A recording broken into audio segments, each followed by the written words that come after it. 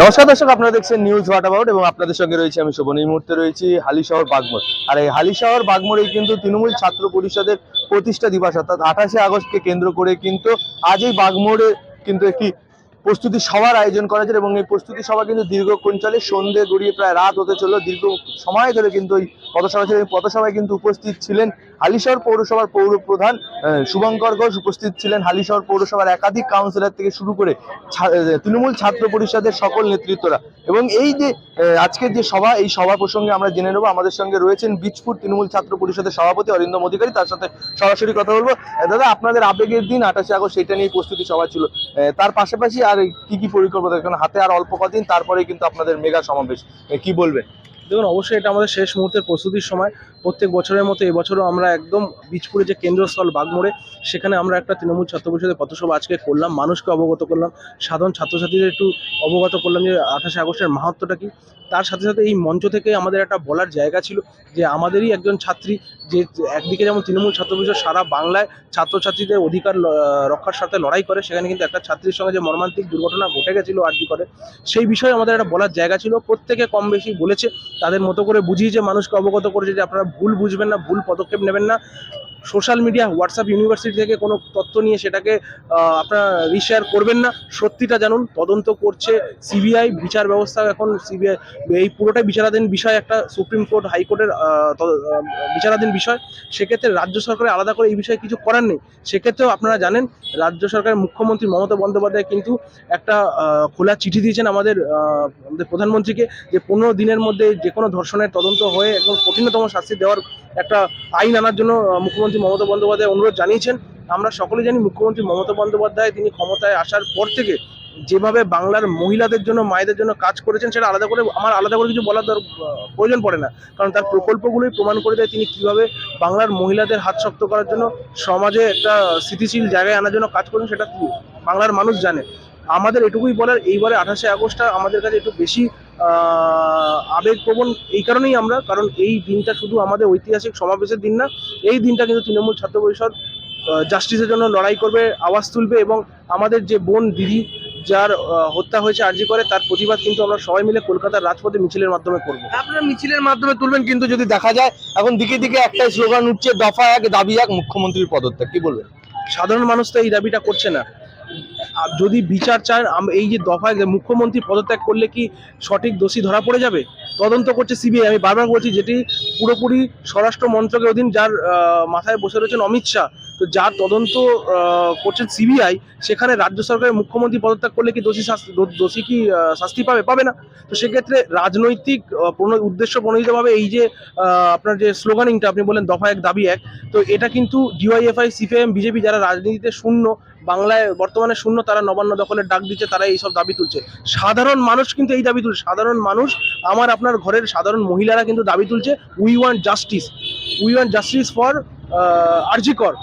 যে ঘটনাটা ঘটেছে তার দোষী শাস্তি পাক, রাজনীতির রং দিয়ে হবে না। আমরাও চাই, আমরা তৃণমূল ছাত্র আমরাও চাই, আমরা কখনোই এমন একটা প্রজন্ম চাই না যেখানে আমার বোন, আমার দিদি কিংবা আমার পরবর্তী প্রজন্মের কোনো মেয়ে রাস্তায় হাঁটার আগে 10বার ভাববে।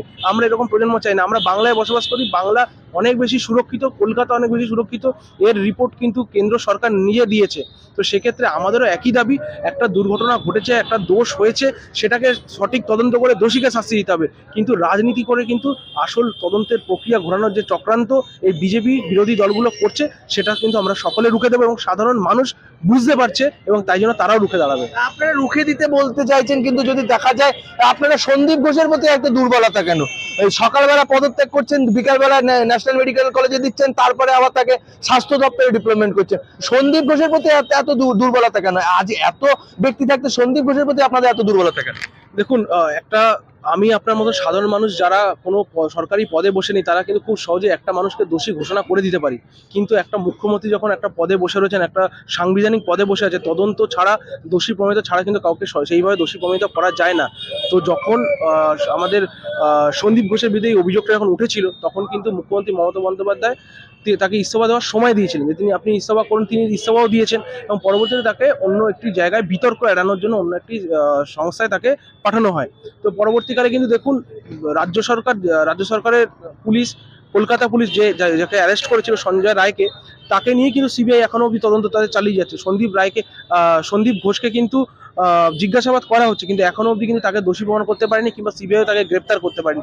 যেখানে সিবিআইয়ের মতন একটি তদন্তকারী সংস্থা এতদিন হয়ে যাওয়া সত্ত্বেও একজনকে গ্রেপ্তার করতে পারছে না, সেখানে মুখ্যমন্ত্রী বা আপনি কে একজনকে দোষী সাব্যস্ত করার জন্য? দোষী সাব্যস্ত করার জন্য কোর্ট আছে, দোষী সাব্যস্ত করার জন্য তদন্তকারী সংস্থা আছে। যে দোষী হবে, সে যদি সন্দীপ রায় হোক কি যেই হোক, আমি হই আপনি হই, যেই হবে, যে দোষী সে শাস্তি পাবে। তার তদন্তভার সিবিআই এর হাতে, সিবিআই সেটা দোষীকে খুঁজে বের করবে এবং জাজমেন্ট দেবে কোর্ট। আমি বা আপনি বা মুখ্যমন্ত্রী কিন্তু জাজমেন্ট দেওয়ার কেউ নয়। আপনারা দোষীদের ধরতে বলছেন, দোষীদের ধরবে কি করে? আপনারা তো সব শেষ করে দিয়েছেন, সব লন্ডভন্ড করে দিয়েছেন। বিরোধীরা বলছেন যেভাবে 14 তারিখে হামলা চালিয়েছেন, একবারে সবকিছু লন্ডভন্ড করে দিয়েছেন, পুলিশ ব্যবহার করে সব তদন্তকে অন্যদিকে ঘুরিয়ে দিয়েছেন। সিবিআই তদন্ত করে দোষীদের ধরবে কি করে? আপনারা কিভাবে শাস্তি চাইছেন?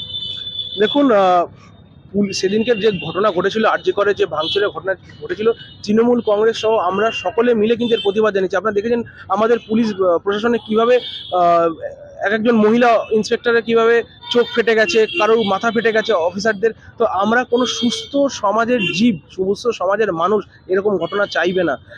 একটা দুর্ঘটনা ঘটেছে, তার আড়ালে যেভাবে একটা হসপিটালকে, যেখানে সাধারণ মুমূর্ষু রোগীদের চিকিৎসা হয়, একটা এমার্জেন্সিকে যেভাবে ভাঙচুর করা হলো, এটা কিন্তু কোনো সুস্থ স্বাভাবিক মানুষ চায় না।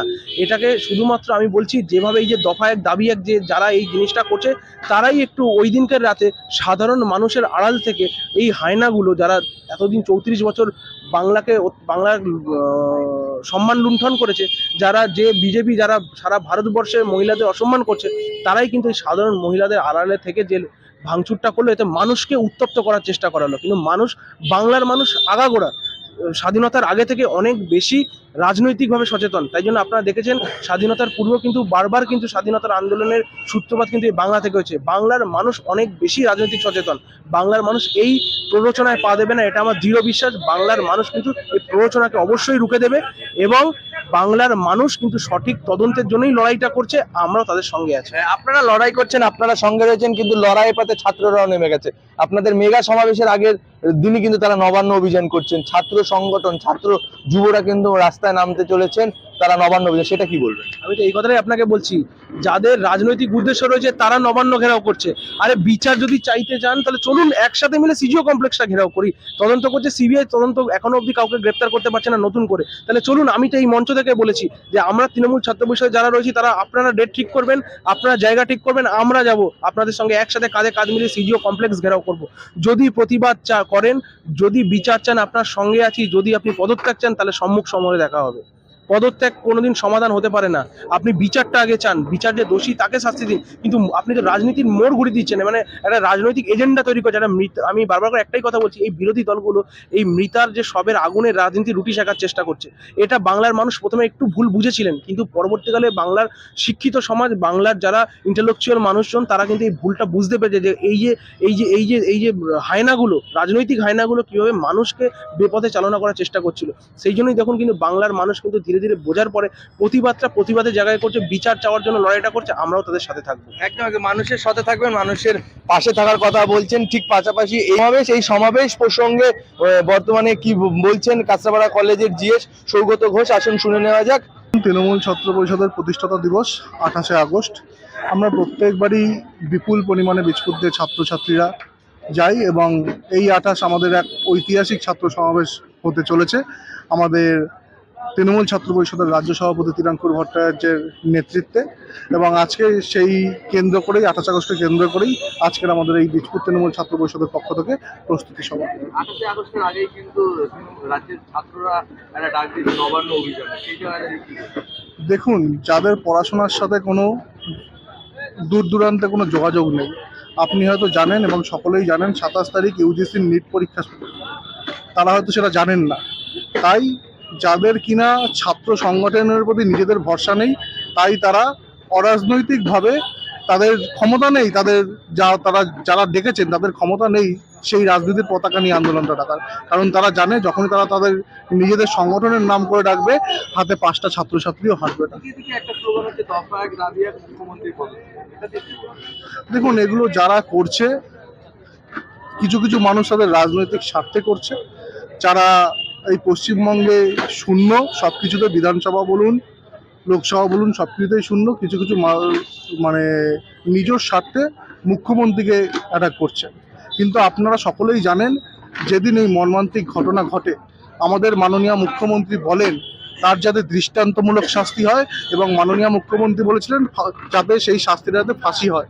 আমাদের নেতা অভিষেক ব্যানার্জি বলেছিলেন এমন একটি বিল পাশ করা হোক, এমন একটি আইন পাশ করা হোক কেন্দ্রীয় সরকারের কাছ দিয়ে, 10 দিনের মধ্যে সেই দোষীকে গুলি করে এনকাউন্টার করে দেওয়া হোক, এবং সেই আইনকে আমাদের পশ্চিমবঙ্গের সরকার তৃণমূল কংগ্রেস সমর্থন করবে।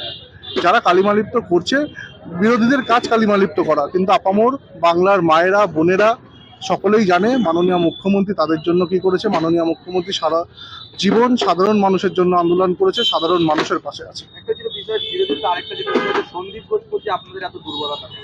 সন্দীপ ঘোষের প্রতি এত দুর্বলতা কেন? দেখুন, বিরোধীরা বললাম না, বিরোধীরা অনেক কথাই বলবে, কিন্তু আপনারা জানেন এখন রাজ্য পুলিশের হাত দিয়ে সিবিআই এর কাছে কেস চলে গেছে, সিবিআই তদন্ত করছে।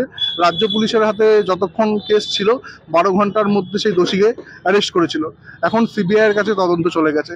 দেখুন 240 ঘন্টা হতে চললো, প্রায় 240 ঘন্টা হতে চললো, প্রায় 240 ঘন্টা হতে চললো, কিন্তু সিবিআইকে দেখছি এখনো কোনো পদক্ষেপ নেয়নি। তাই আগামী দিনে সিজিওটাও আমাদের ঘেরাও করা হোক, আমরা পথে হাঁটবো। আমরা জাস্টিস চাই, আমরা বোনটিকে নিয়ে রাজনীতি চাই না, সেও তো একজন কারোর ঘরের মেয়ে, কারোর বোন। আমরা রাজনীতির রং লাগাতে চাই না। যারা যারা এই বিষয়টিকে নিয়ে রাজনৈতিক রং লাগাচ্ছেন তাদেরকে ধিক্কার জানাই। আসলে আপনার মনে যদি মনুষ্যত্ব বেঁচে থাকুন, আসুন আমরা আন্দোলন করি। আন্দোলনটা আন্দোলনের মতন হওয়া দরকার, আর দাবিটা আমাদের একটাই, উই ওয়ান্ট জাস্টিস। যে দোষ করেছে তার যাতে ফাঁসি হয়। সৌগত ঘোষ, তৃণমূল ছাত্র পরিষদের একজন সাধারণ কর্মী।